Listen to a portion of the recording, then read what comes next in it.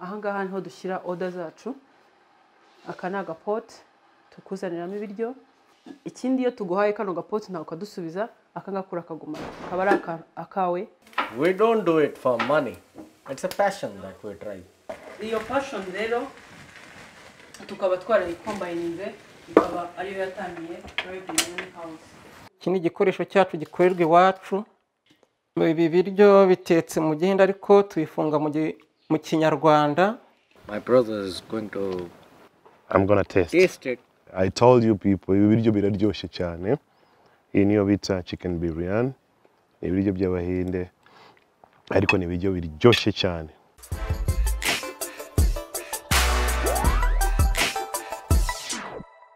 Yes, BigTowners, BigTowners, BigTowners. One more time, BigTowners, welcome to the show. I go by the name Bac-T kandi ingi ni BigTown TV. BigTown TV chikora no gukora inkuru zitandukanye kugira ngo tuzibagezeho mwebwe murimo kurikirana BigTown TV buri munsi buri gihe buri kanya, and even right now. Uyu munsi nafashe time yo gutembera muri hood nziza cyane hano Kabeza, ngira ngo murimo kubona street kunisa. Reba amazu ukuntu bubatse hano ugira ngo ntabwo ari mu Rwanda. Mu Rwanda dufite ahantu heza, amazu meza. Don't you see this? Yes, icyatuzanye hano uyu munsi naje kureba umupapa umwe w'Umuhinde. Uyu Muhinde tumaze iminsi tuvugana, ni inshuti yanjye. Yambwiye ngo arashaka kutwereka culture y'Abahinde cyangwa imico y'Abahinde babaho gute, ariko mu rwego rutandukanye n'ibindi. Urabona culture ni nini, culture igiramo imyambarire ibici byose, ariko tujye muri part nziza cyane yo kurya ibiryo by'Abahinde, cyane cyane ibiryo biri famous cyane bizwi ahantu hose. Ubu ngubu ku isi hose abantu bamaze kumenya ibiryo byitwa biryani. So uyu Muhinde inshuti yanjye yambwiye ngo welcome home, maze uze turebe what is biryani, tuyiteke tuze kuyirya twisangiye. Ariko ndashaka kubereka mwebwe murimo kurikirana BigTown TV what is biryani and itekwa gute, bayirya gute n'ibindi byinshi cyane araza kubidusobanurira uno mupapa w'Umuhinde tugiye kureba uyu munsi. Atuye muri quartier nziza, hano hantu nahakunze cyane. Mu Rwanda hari amakaritiye meza cyane aratuje. Uziko wagera muri quartier ugasanga na problem, ugasanga ahantu aratuje, ugasanga bubatse neza, bazo meza cyane, hakunze cyane muri quartier. Umushiti wacu atuye hano, ni hariya. Ni hano? Ni hariya. Tagwara. Let's go, my people. This is BigTown TV. Yeah. Sasa uyu mushiti wacu na kakantu ko gusona gahari hano bidusaba gukomanga, ntabwo wahita winjira ku bantu, kandi barambwiye ngo afite ikibwa kiri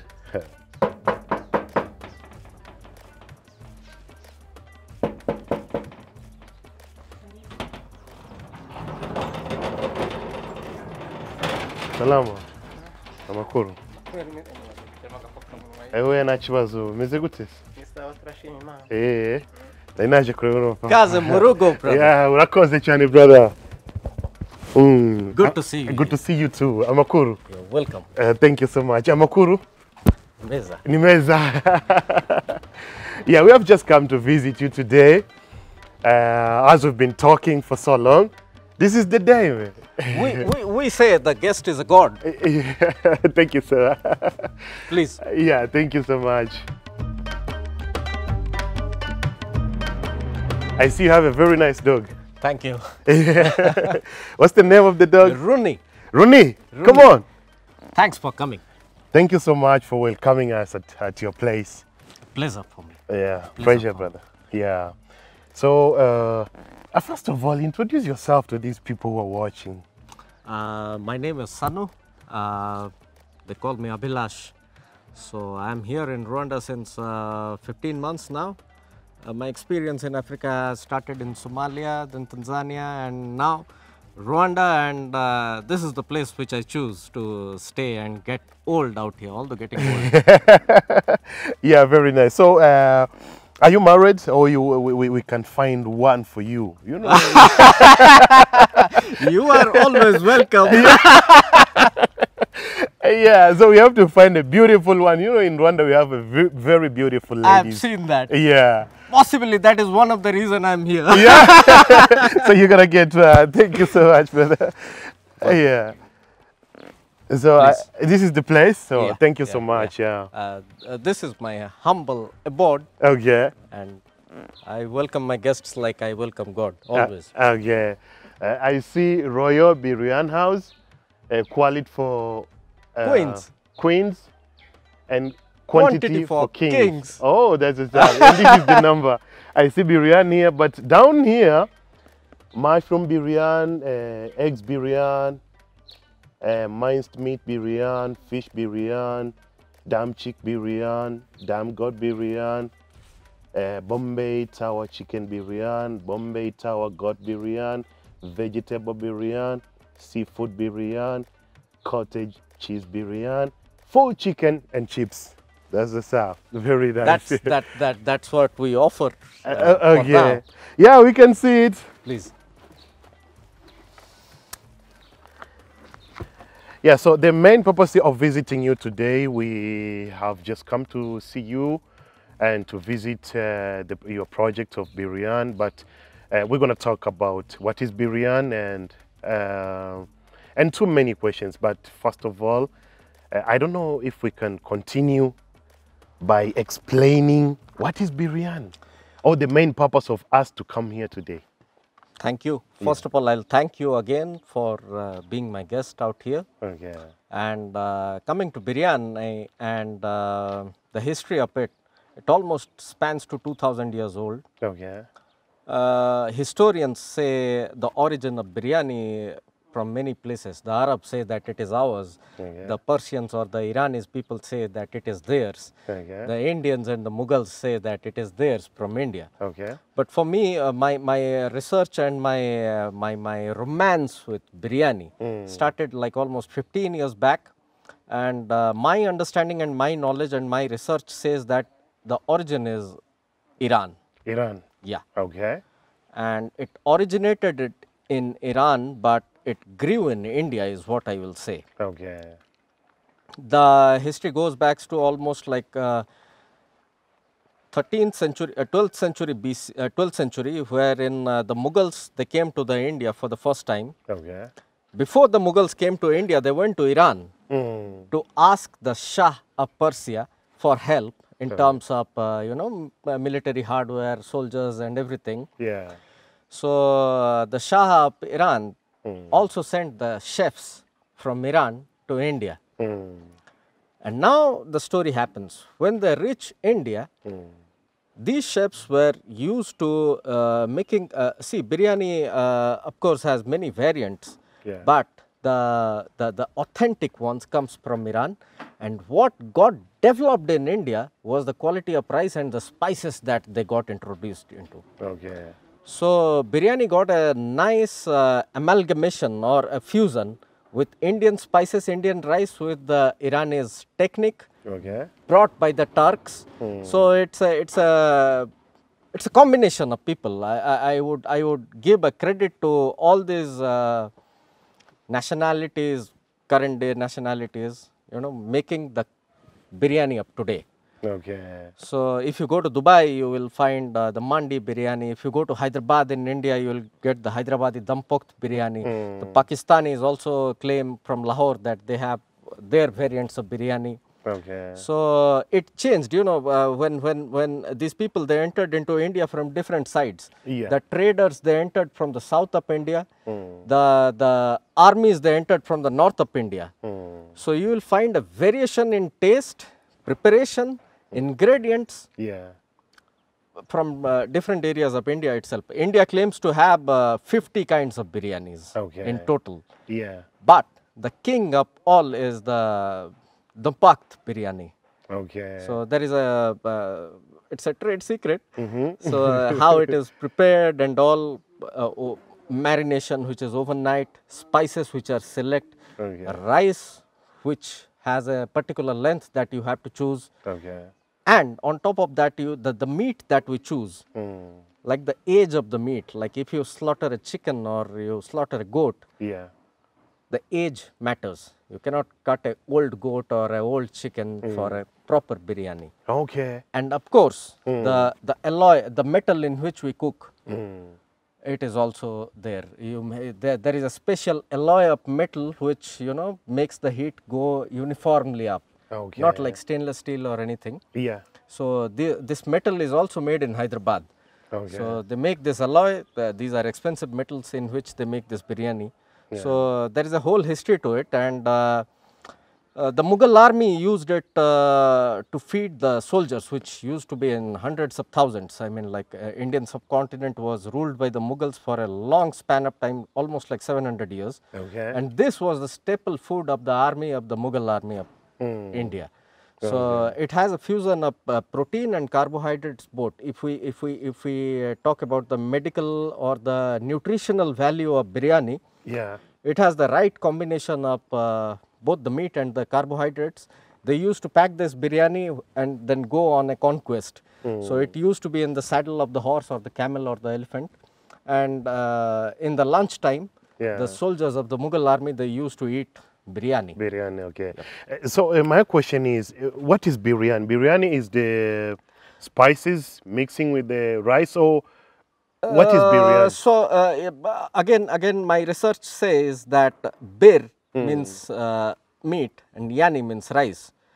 So it's a Persian word again. So biryani is a combination of meat and rice. Meat and rice. And the spices got altered in different places in the geography. Like if you go to Dubai and have a mandi biryani, it will have a different taste. In Kerala or in Mumbai or in Hyderabad, it will have a different taste. Okay. But the idea is same. It's meat and rice together, which the pilaf of Africa has a semblance here. And now the history becomes interesting because much of this Mughal army had African generals in their army. So when they reached India, these African generals were like really strong, courageous, and they rose in rank in the Indian military hierarchy. Okay. And then they somehow fused the African pilau and the Indian or the Irani's biryani together. Okay. And there is a bridge. That's what I would rather say, that African generals like Yaqut Muhammad, there was the first women emperor of India was Razia Sultan. Okay. One of her top generals was Yaqut. Yaqut was from Africa. And he was a connoisseur of biryani. It is said among the historians that Yaqut loved biryani and he took it to a new level in India. Okay. So it's interesting out here, and it spans to like 1500 years old of history, which covers both Africa, Arabia, and India. Okay. Nice. So today, I believe that you're gonna show us the experience. You're gonna give us you're gonna cook for us. Absolutely. Food is best experienced when eaten. Yeah. So I would like to, if you're going to welcome us to your kitchen, then you cook, and then we're gonna eat. We're gonna share the biryani, and then we're gonna experience more ideas, questions, and answers. So everything is gonna be okay, I believe. Absolutely, absolutely. Yeah. You're welcome again, and I'll take you through the whole process of how we. How we marinate it and how long it should be marinated and all. I'll keep some trade secrets, of course. And so you always cook biryani for home use, or you even sell? See, it becomes a little, personal out here because my mother belonged to one of the royalty households in India. Okay. And now these royal kitchens, they have their own recipes, their own spices, secrets, and the process and all. Okay. So I have learnt it from my family, which comes for like, as far as I remember, it's 400 years of lineage that I can account to. Okay. So I have learnt it from my mother, and she has learnt it from hers, and it came from the Mughal influence that India had during those days. Okay. So I'll let you know all that I know about biryani, of course. Okay. So nice. So we are not going to delay here. what I would like to do, maybe, or to request you to do, is just to show us the process of maybe cooking it, and then later we're gonna eat it. Sure, sure. Yeah.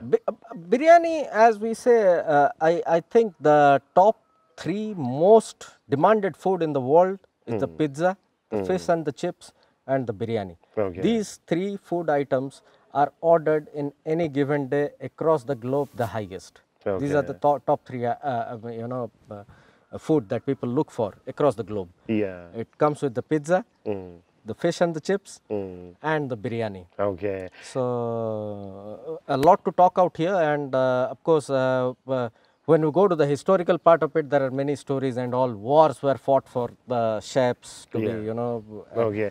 So can we visit your kitchen? Of course. Yeah. You're welcome. Then we still have a lot to talk about biryani and the history and everything. But I would like to see you how you're gonna cook it. What is the spices you mix?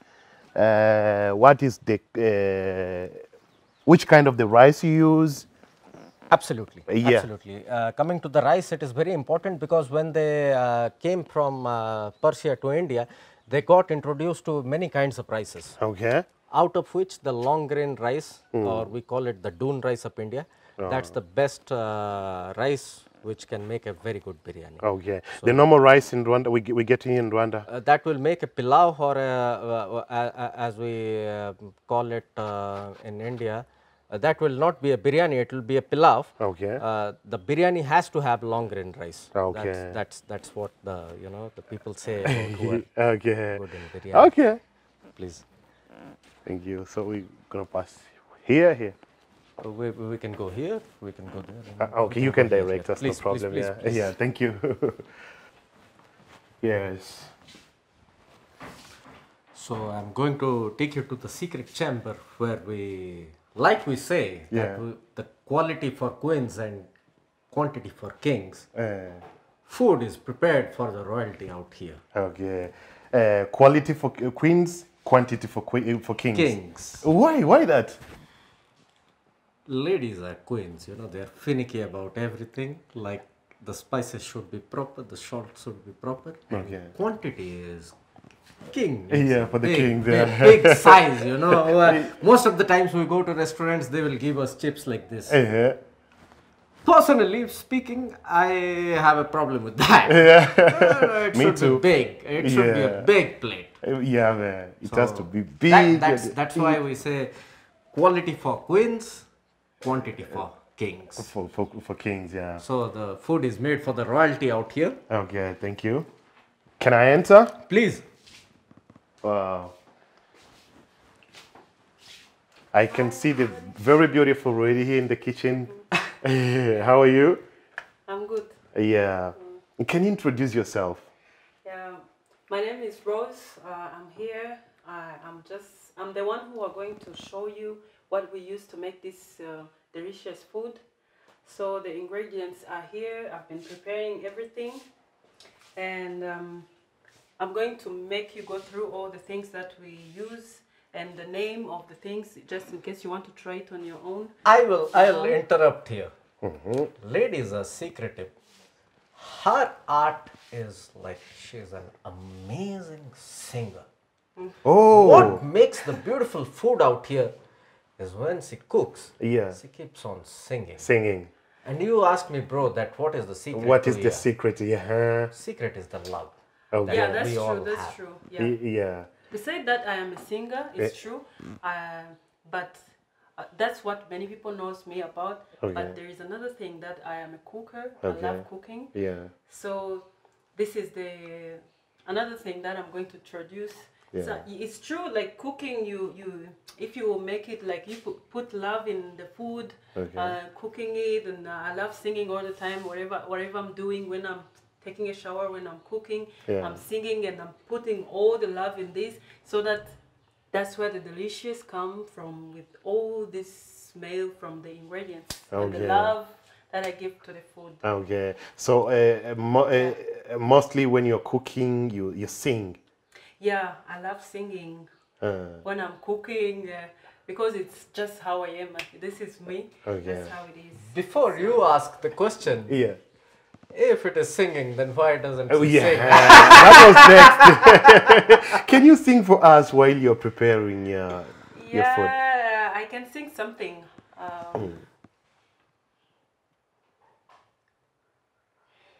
We are here for all of us. We are here for all of us. That's why we are here. Why we are here. We are here. Wow. Okay. So Yeah. I think now I can we can let people see what we are going to make, what we use, and the name of the things we use, so that they can just maybe someone can try to do this. Okay, let me just give you time so that you can explain to us and everything. Yeah. This combination is gonna be good. Yeah. Yes. Ariko ndakeka ko uzi n'ikinyarwanda. Yego, Basobanurire gatoya ku bijyanye na kitchen yanyu ni gahunda tugiye gukora uyu munsi yo kutwereka izi gahunda zose. Yeah. Okay, twakoresheje icyongereza kenshi kubera yuko hari abantu dukorana mugenzi wanjye ntago azi ikinyarwanda. Okay. So ibi ngibi ni biryani, iyi twa Royal Biryani House. So dugira biryani y'ubwoko butandukanye, z'ubwoko butandukanye, tugira ni biryani gusa niyo speciality yacu. So ndabizi ko hari abantu benshi bakunda biryani hano hanze. Nashaka kubereka ibintu dukoresha turimo turategura biryani. Uyu munsi twashaka kugira ngo tubigeze ku bantu bose babibone, nabifuza kuba bakodaringa hano, turakora ama delivery food or home delivery. So iyi ngiyi twateguye uyu munsi ni chicken biryani. So ibi ni ibintu dukoresha byose nabiteguye hano kugira ngo mbibereke. Hano harimo n'ibirungo bitandukanye. First of all dufite ibitunguru dukata n'inyanya. Hano nakoresheje ibitunguru bibiri n'inyanya 3. Hano na tungurusumu hamwe na ginger na tangawizi. Turabisekurira icyarimwe hano, turabisekurana hamwe. Hano hari dhania powder, hakaba na jeera powder, hakaba na cashew nut, hakaba na groves, hakaba na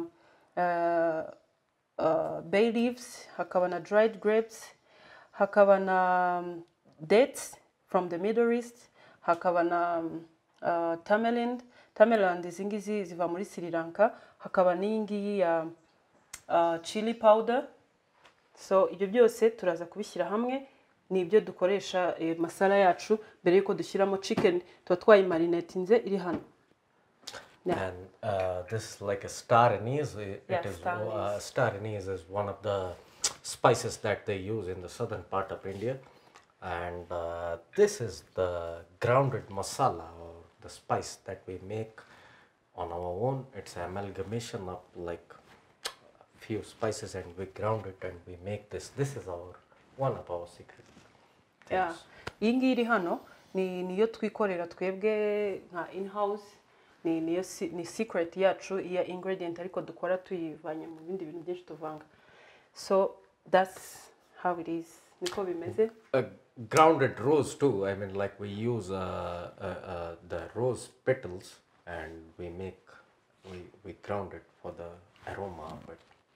So yes, that's here we are. Yeah. So let's cook now and then we see how it's gonna be. Too much of talking now. Let's get into the food. So dutangira dushyiramo amavuta. Ushobora gukoresha 3 tablespoons of oil. Amavuta ushobora gukoresha, twe turikoresha aya ngaya, ariko ushobora gukoresha n'ayandi ukunda cyangwa wifuza. So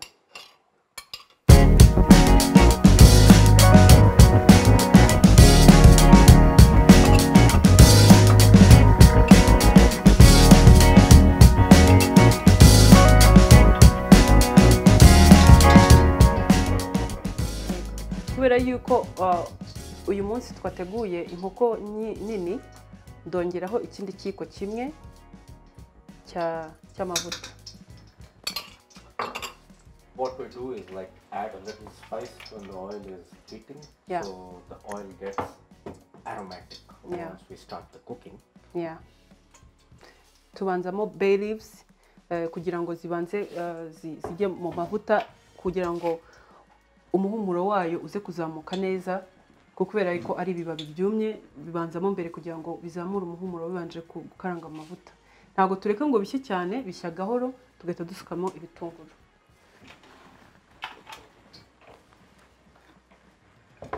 Okay.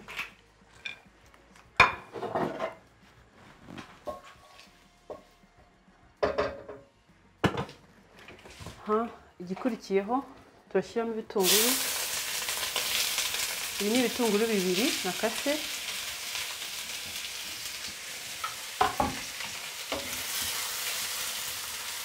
Kavanga neza. Noneho umuhumuro uva muri ibi bibabi bya bay leaves ukivanga n'ibitunguru.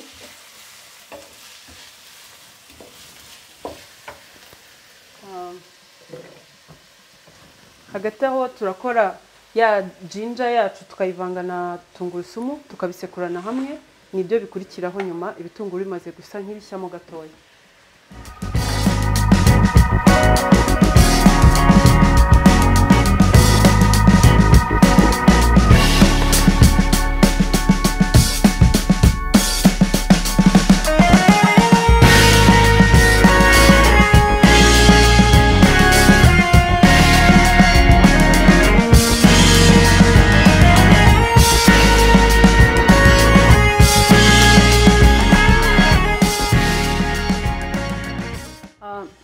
Kubera yuko twifuje gushyiramo n'urusenda ariko hari abantu baba batarya urusenda batarukunda. Iyo umuntu atarurya ntago urushyiramo, ariko iyo urukunda urushyiramo.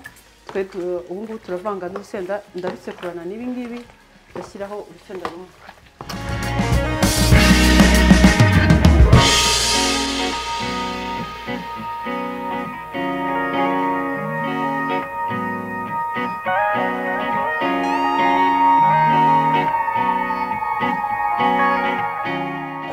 The meat, the ihoko ihene, we have marinated it, and the spices had to sip into the meat for the best flavor in the biryani. So the meat is getting marinated overnight, almost like 6 to 7 hours of marination of the meat. Both the goat and the chicken, as we call it in Kinyarwanda, is ihoko ihene. That's what I have learned so far. So here it is. Meanwhile, the spices will get cooked, and then we put the meat and slow cooking. Slow cooking is the is one of the key ingredients for good food to be made. When we make it fast, and commercial cooking is mostly on high flame, high oil, but a good food has to be slow cooked with patience. Yeah.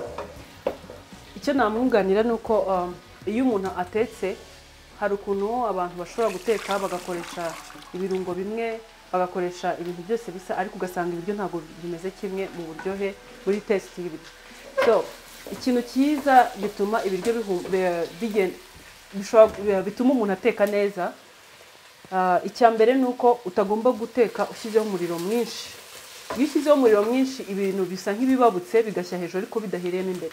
So ushyiraho umuriro muke, noneho ukagenda uteka bikagenda bishya bituruka hose byinjira imbere ku buryo umuntu ubona ibiryo byahiye neza. Ni nabwo umuhumuro wivanga neza bikatanga impumuro nziza muri ibyo bintu byose uba wavanze. Dushobora gushyiraho ya ginger paste hamwe na garlic.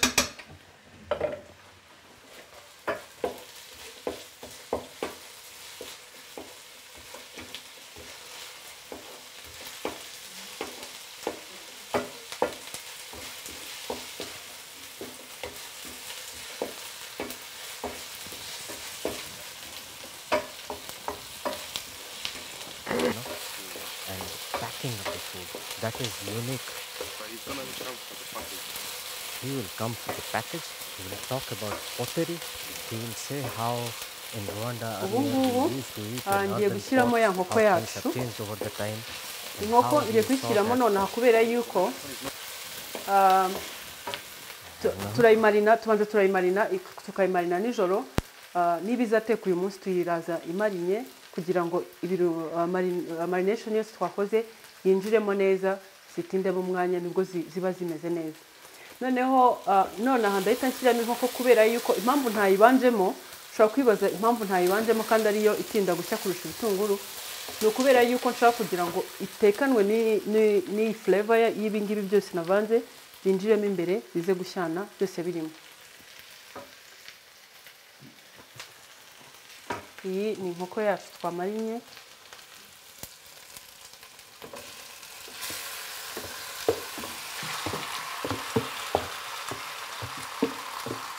byose ukabikora kuri slow cook ugenda uteka ku muriro mukeya kugira ibintu bishye neza wabona bikenewe ukongera umuriro wabona ugenda wongera ugabanya ugenda ugereranya ureba ariko ukibanda ko udashyiraho umuriro mwinshi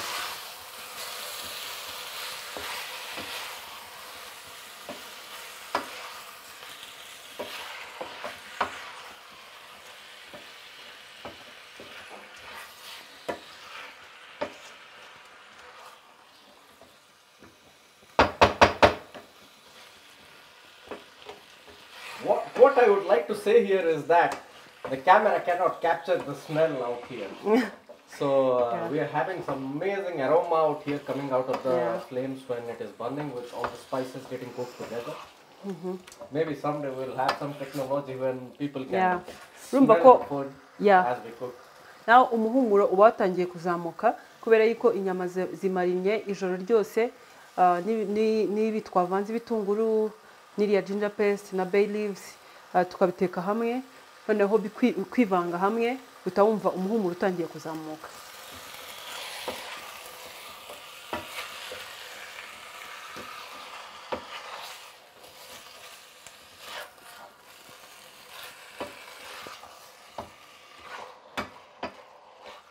ahangaha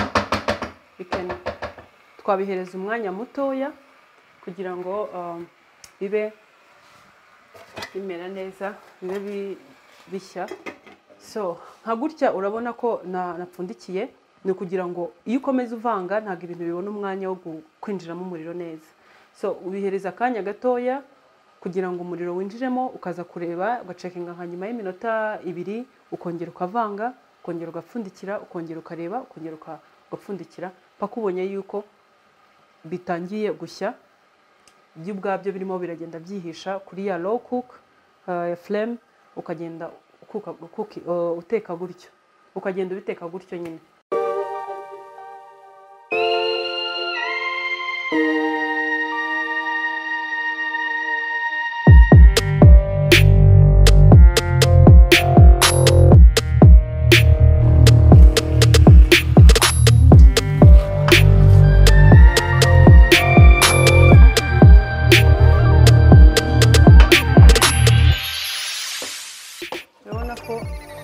byatangiye kuzana amazi makeya kubera yuko byanze bikunze haba harimo amazi agenda akama uko zigenda zishya amazi agenda yibyara ava mu nyama makeya noneho ugakomeza uvanga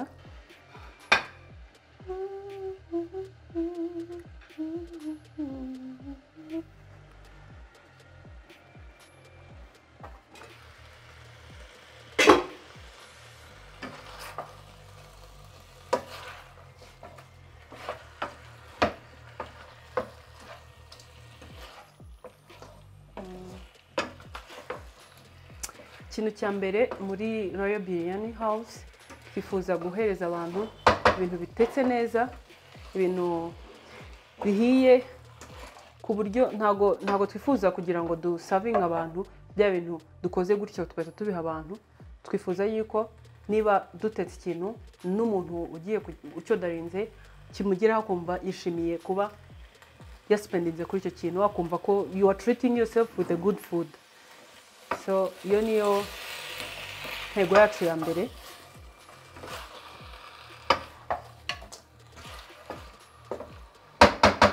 kugira ngo abantu bose bazadaringa iyi nkoko yacu cyangwa se yaba ihene cyangwa se tugira n'abantu batarya inyama bashobora kudaringa. Tugira mushroom biryani, tukagira egg biryani, tukagira seafood biryani, tukagira fish biryani, dufite biryani z'ubwoko butandukanye. So iyo ari yo yose wodaringa dukora uko dushoboye kugira ngo umuntu wese ubibonye yumve bimeze neza. Ikindi dusavinga muri pots. Twebwe ahangaha niho dushyira order zacu.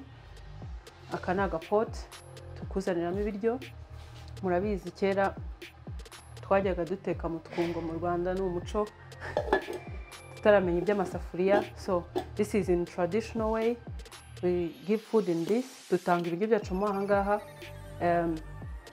Kandi ikindi iyo tuguhaye kano gapote nawe ukadusubiza, akangakura akaguma kaba ari akawe. Bityo n'abantu abo dukorana nabo bidufasha, turakora n'abandi bakeneye ibyo bodarinze bakabibona, bakabona n'agapote. Then n'abandi bakora tuno tuntu babumba nabo tukabaha akazi. Murabona noneho yatangiye kugenda ko dukomeza tuvanga dupfundikira kugenda ishya. Ari nako bikomeza kwivanga umuhumuro wivanga. Ndabona nk'ubu ngubu nuko bitashoboka ngo mubashe kumva ukuntu bino biryo biri guhumura, ariko nk'abakameramani bari kubyumva. Ariko already ndimo ndumva umuhumuro, ubu ngubu ndimo ndawumva nona, kandi ntarashyiramo n'ibirungo bindi ngomba gushyiramo. Ariko aka kanya watangiye kumva yuko hari umuhumuro mu biryo uzamuka, ku buryo hari n'umuntu ushobora kubigeza ahangaha kumva ati nta kibazo nabirya. Ariko ntabwo biba birarangira, haba hari ibindi bigomba kugeraho kugira ngo tugere kuri ya biryani nyirizina dushaka guteka.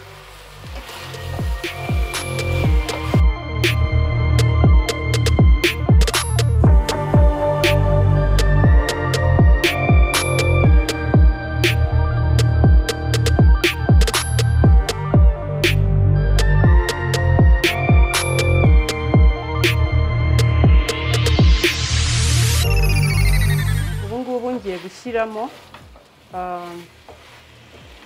ibirungo byacu.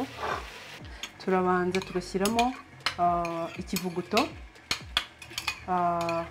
kivanze na food color ya strawberry, niyo mpamvu ubona bisa gutya.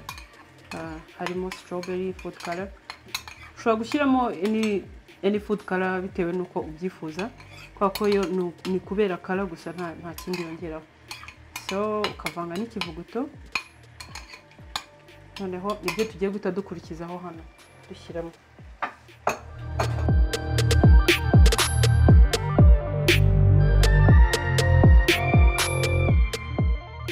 Urabona ko aroma iba yatangiye kuzamuka, ugenda wumva umuhumuro wabyo ukuntu bimeze bigenda bihinduka uko ugenda wongeramo ikintu.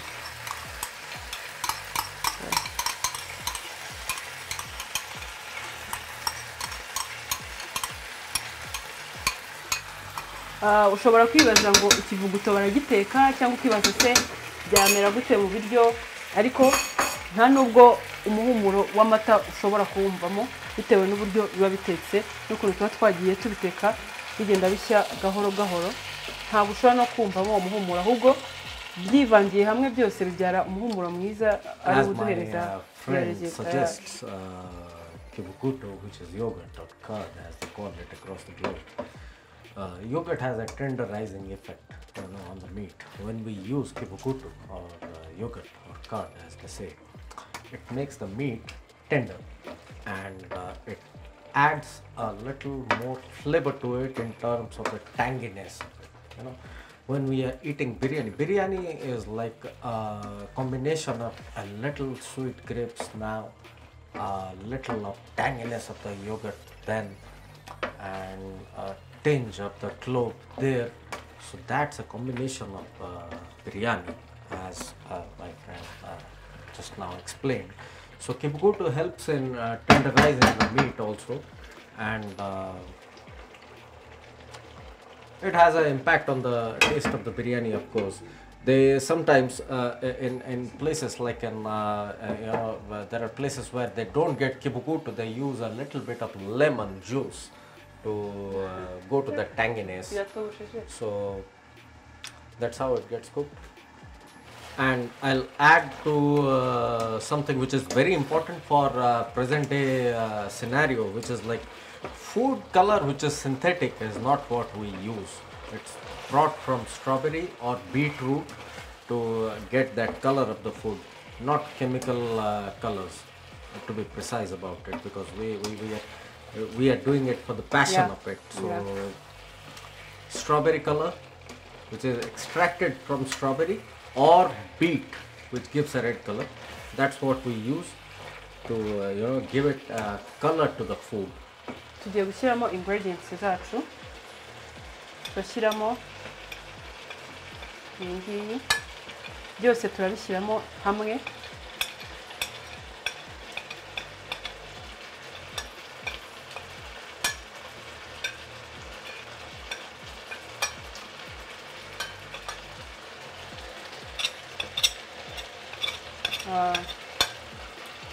Nabishyizeho gutya mbitandukanyije kugira ngo mubashe kubibona, basobanurire ukuntu bimeze, ko tugenda tubivanga.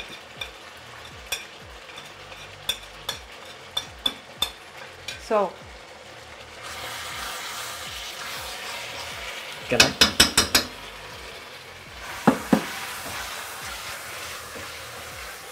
I don't know why chefs wear white aprons, but a little bit of spice here and there makes you feel like you have worked in the day.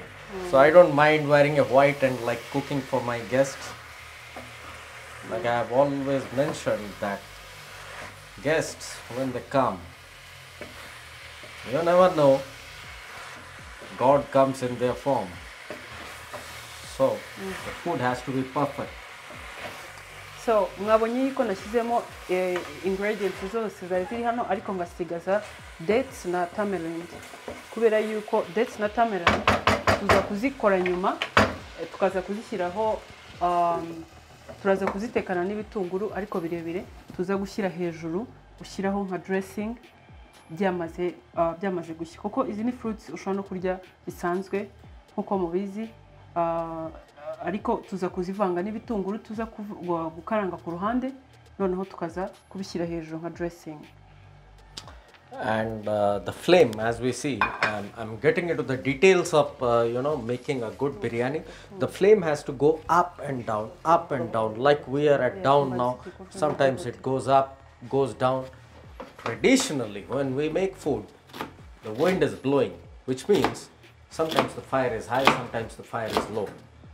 If you make it like an industry or like a factory at one constant heat, food is like an industrial product. It's not an art. So when we are making a food in a closed environment like this, the flame has to go up and down, up and down, up and down, like a rhythm, like a music. You hear the sizzling sound, then you bring it down again. That's how it's made.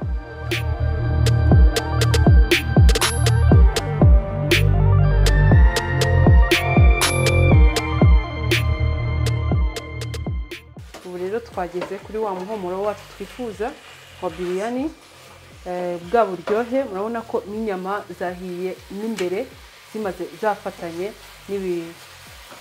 n'ibirungo byose twagiye dutekana. Ni ukuvuga ngo buri bite yose ushobora gukora kuri iyi nyama, buri bite, every single bite yo kuri iyi nyama uba wumva taste igezemo n'imbere, atari inyuma gusa.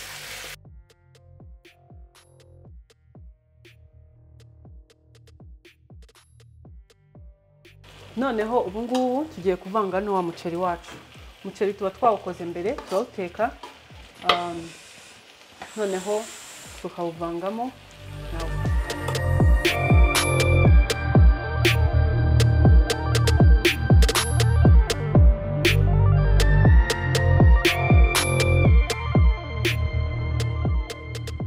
Ikindi nababwira nuko mwakoresha umuceri mwiza udafatana, kubera ko biryani ntabwo ibigomba kuba ari umuceri wafatanye utetse bifatanye hamwe. Ugomba kurindira ugomba gukoresha umuceri mwiza nka basmati atari wa muceri ushya ufatanye, ahubwo wa muceri ushya witandukanyije nk'uko mubona uyu nguyu umeze. Okay. So what I will say here is that there is a minor difference out here. This is the Bombay tawa biryani. Tawa is like this one is called tawa. So in the tawa biryani, the rice is not sealed. The kachi dum biryani in which we do, we seal it with you know like a dope of cloth, and the meat and the rice gets cooked together. But we need a bigger gestation time or order time to make that. But this is the more popular one across the globe, which is the tawa biryani, and that's how she is going to make about it. So like we have explained most of the cooking procedures, but still there are tricks that we keep to ourselves. And like the onions are frying, which is used for garnishing. Garnish can be a little more colorful when you use a little bit of caramel or sugar to caramelize the onion to give it a golden brown color, and that's what she is doing right now.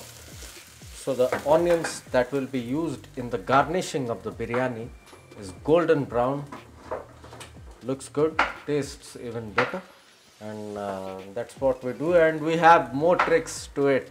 So even if we have explained everything, but we still have some tricks.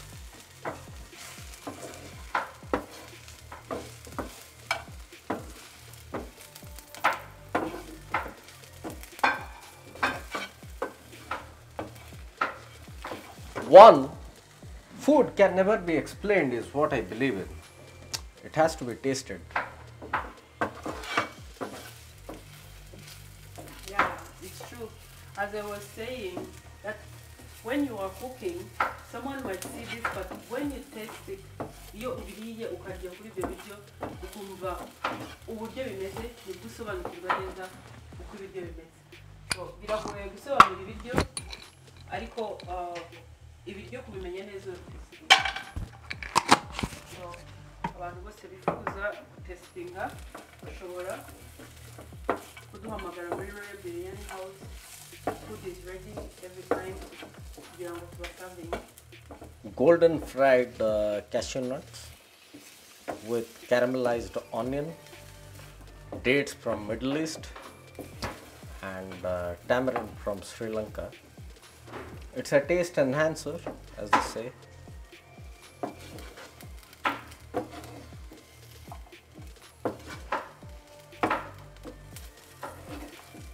Like I told my friend that, bro, we don't do it for money. It's a passion that we try. Giving a good food and somebody licking his fingers and telling that this is good food. That's our reward. Yeah.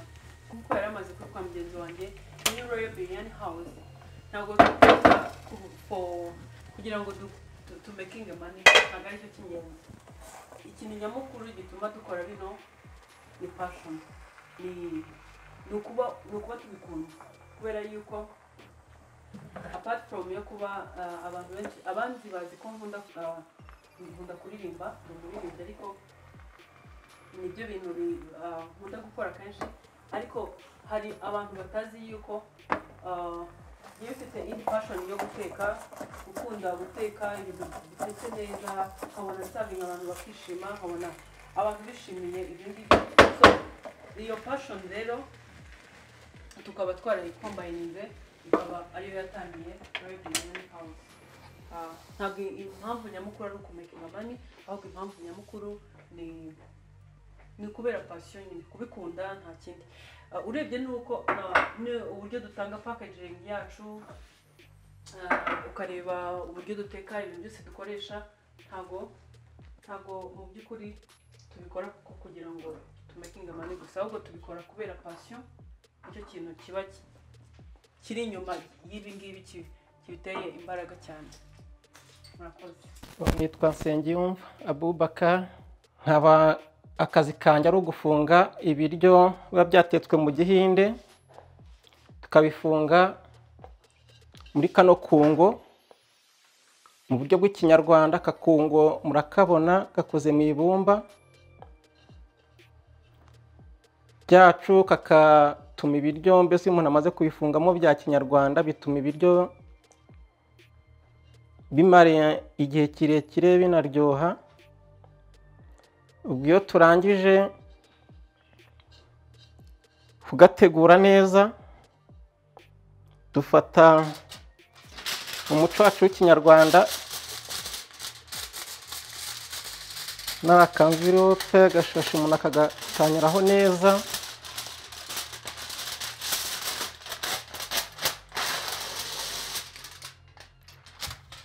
kagashyiramo witonze.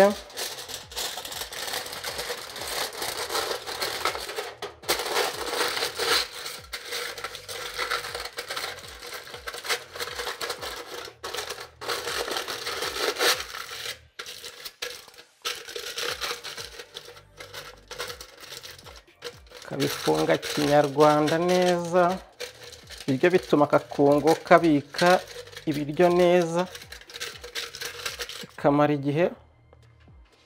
Warangiza ukazana bya biryo byatetswe Gihinde,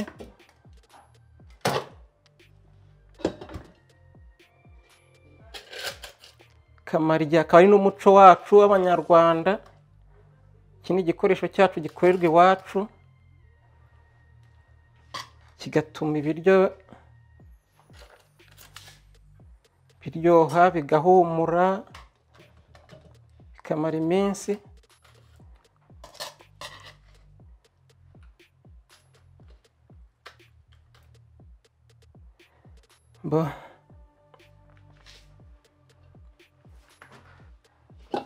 Gafata kandi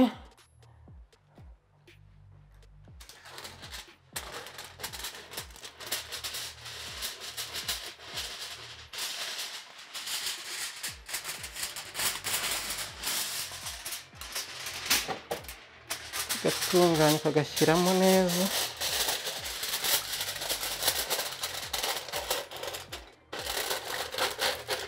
Akantu dushyizemo katuma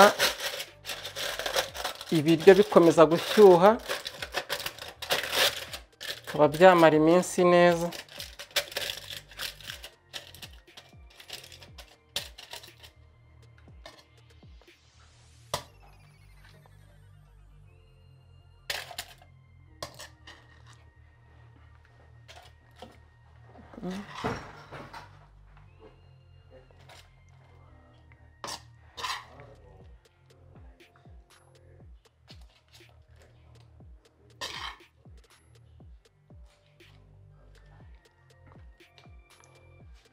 Aka gakoresho iyo uguzemo ibiryo tukugemuriramo, kakagumana, karongera ukakabika, kagakora akandi kazi, kabanagategura no mu nzu uko wabishaka. Iyo urangije ufata umupfundikizo ugashyiraho, ugafunga neza, ugapfundikira. Amara gupfundikira,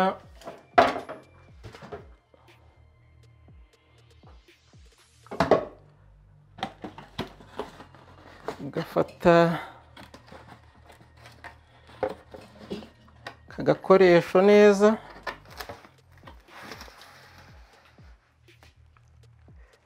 shashi ukagakata,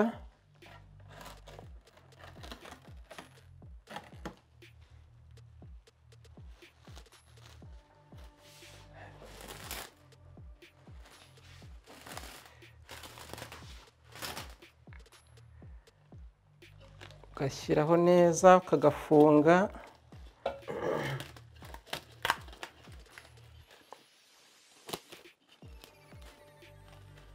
Neza What I would like to say is that the temperature remains intact, the food is well packaged, and my brother, as he says, it's an organic packaging.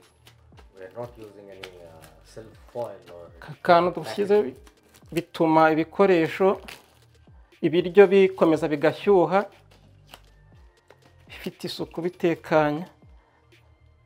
Ibi biryo bitetse mu Gihinde ariko tubifunga mu Kinyarwanda mu buryo bwo no mu gikoresho cya Kinyarwanda ku buryo bwo gukomeza umuco wacu. Uyu muntu aramutse adutumye aduhamagaye tumwohereza gutya uko bifunze mu iki gikoresho cyacu cya Kinyarwanda. Iyi ni ya biryani yacu twahoze dutegura hano yabonetse. Ubu noneho ni igihe kigeze cyo kugira ngo dusangire, tugende noneho habeho kuyitestinga abantu bumve ukuntu bimeze. Ubwo tugiye gusangira noneho aha ngaha.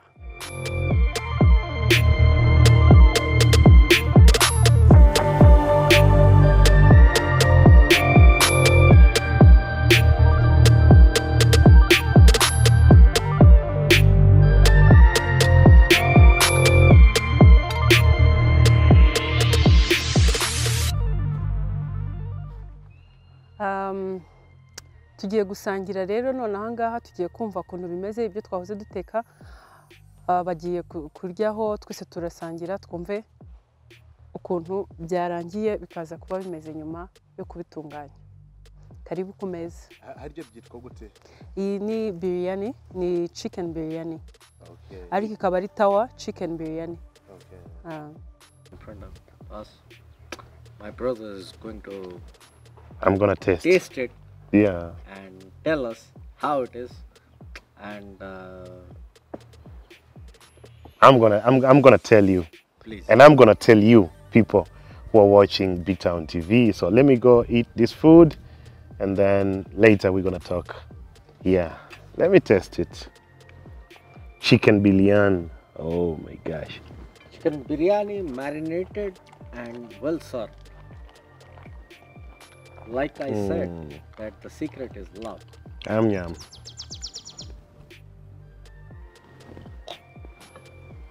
How's it back? Very good. Murakoze Murakoze cyane. Mhm. You can eat too. Thank you.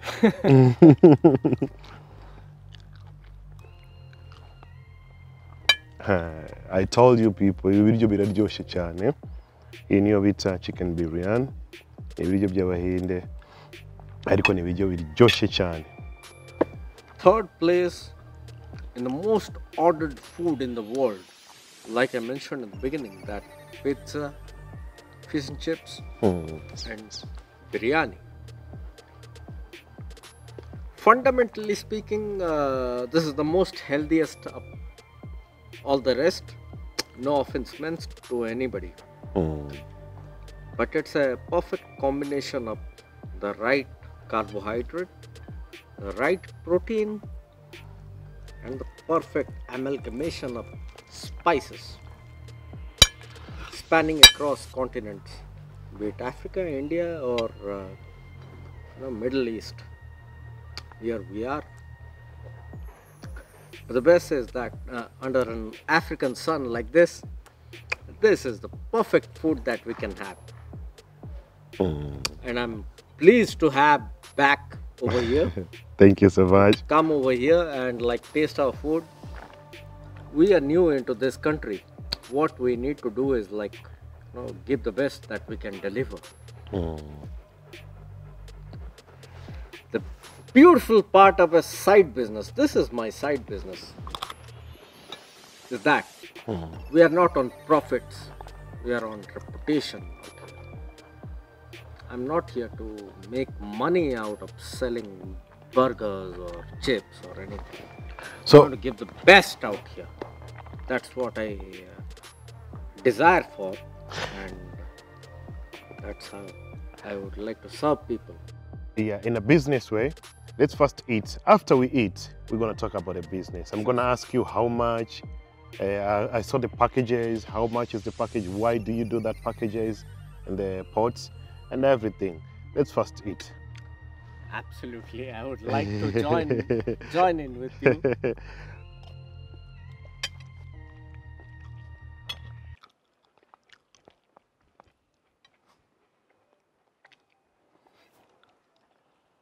So I would like to ask you something. Is this billion food traditional food in India, or it's just a special food? It is indeed a traditional food when we come to historical significance. It has been there in India since last 1300 years or so, like around 7th century it got introduced into India, and after that it has been an integral part of any ceremony that happens in India where biryani is cooked, and especially in marriages they look for is there a biryani. Okay. So it is an important part out there. So when you are eating billion, there's no Indian songs or singing like. No, when we eat, we don't hear anything. But by the way, I love Indian music, like Kuchi Kuchi Hota Hai. Here, kuch is here. Is what? It's here. The It's stomach? a belly. It's a stomach. We don't care about the ears. Oh, It's okay, it's the food that matters. Yeah.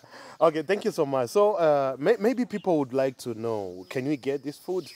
Today they're like, Bac-T, you went to visit your friend. He cooked for you. You ate. The food was delicious, but we also need this food. Can we order? Can we get this food? Absolutely. Numbers are here. The numbers are here, and we have an array of different kinds of biryani, be it vegetarian for people who don't eat meat, or who eat meat or eggs or anything. We have all kinds of biryani that we serve to our guests. Okay. So this is the number for whoever wants the food. Absolutely. Okay. Let me try to read for them. Or you can read for them. It's 78682838. Okay. 7888 Yeah, that's the Airtel number, and I think this is an MTN number or something. So whoever can call. All I believe is in like cooking the food. Yeah. Numbers people might call, they will find me eventually. A good food eater like you back. Yeah. You found me. Yeah, for sure. And some people would ask themselves, is this food, when you cook your food, do you supply it maybe, or do you have some special place where you sell your food? Or See, currently what we are doing is like we are delivering, like it's a cash and carry kind of thing. You call, you get your food delivered. We have not yet opened a restaurant or kind of a thing. Right now what we are focusing is on the taste of the food and not the aesthetics or the the decorum of it much. But in the future, maybe if people appreciate that what we do is good enough, then we'll open a place for people where they can come and have their food in our place. That pot is how much? The clay pot? The clay pot starts from, I think the egg biryani and the mushroom biryani starts from somewhere around like 5,000, 6,000 I think, and it goes up to 10,000 for the dum pak biryani, which is like sealed and all. Okay. So it starts from 6,000 to 10,000. Okay. So thank you so much. Before we close this, maybe you have anything to tell these people who are watching and following this program? What I would say is that it's an amazing opportunity for me, somebody for me like coming from far a place like India, and that too I am not from an urban city in India, I come from the interiors in India, and I feel at home here in Rwanda with the people of Rwanda, people like you back. And I feel at home.